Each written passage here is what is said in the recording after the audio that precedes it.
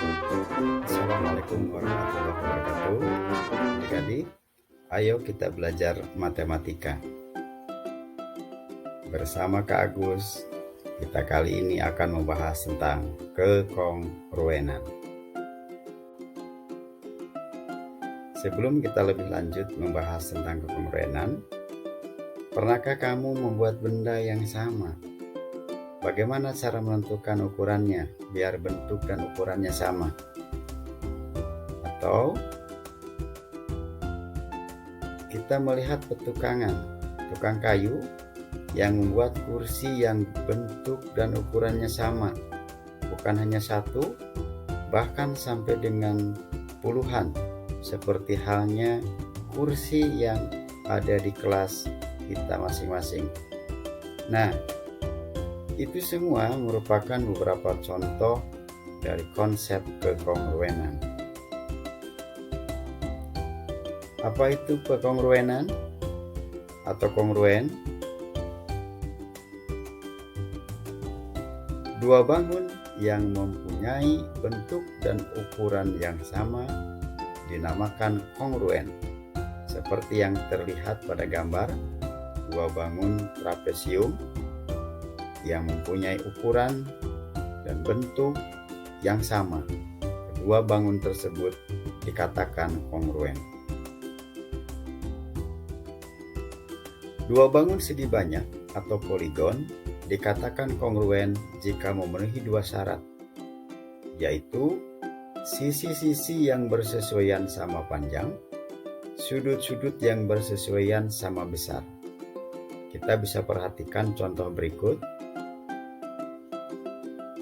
Dua buah trapesium, yang pertama ABCD, yang kedua PQRS. Kita perhatikan sisi AB dan sisi PQ. Dua sisi ini bersesuaian. Begitupun dengan sudut A dan sudut P, sudut yang bersesuaian. Besar sudut A sama dengan besar sudut P. Begitupun dengan sudut-sudut yang lainnya. Juga sisi-sisi yang lainnya dari kedua bangun ini adalah bersesuaian, yang panjangnya sama. Selain daripada poligon, kita juga mengenal kekongruenan dua segitiga. Dua segitiga dikatakan kongruen jika memenuhi syarat sebagai berikut. 1. Sisi-sisi yang bersesuaian sama panjang. 2. Sudut-sudut yang bersesuaian sama besar. Nah, seperti terlihat pada gambar dua segitiga. Yang pertama segitiga ABC dan yang kedua segitiga DEF. Sudut C besarnya ini sama dengan sudut F. Dan dikatakan sudut ini adalah bersesuaian. Dan garis AB atau sisi AB panjangnya sama dengan sisi DE. Maka sisi AB bersesuaian dengan sisi DE. Begitupun dengan sisi yang lainnya dan juga sudut yang lainnya.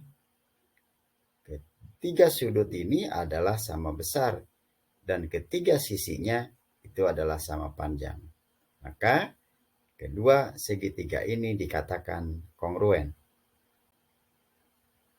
Nah, adik-adik sekalian, untuk menguji apakah dua segitiga itu kongruen atau tidak, kita tidak perlu menguji semua pasangan sisi dan sudut yang bersesuaian.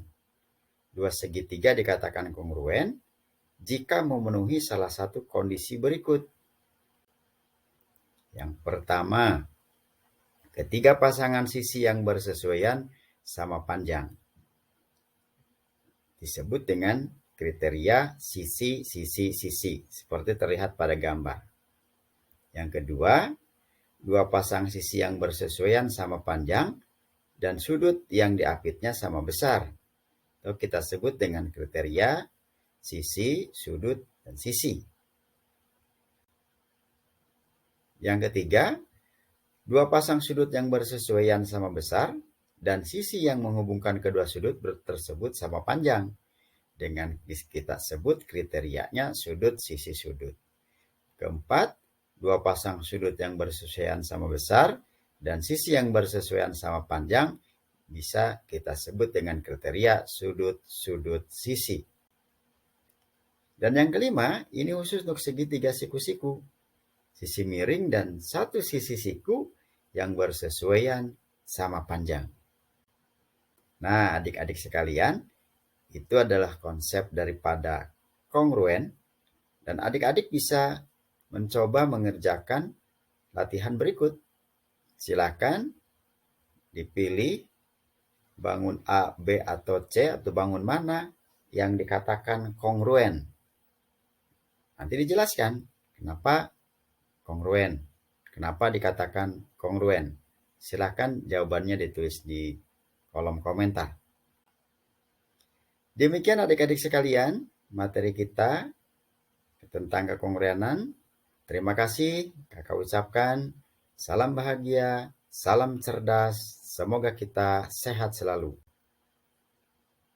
Assalamualaikum warahmatullahi wabarakatuh.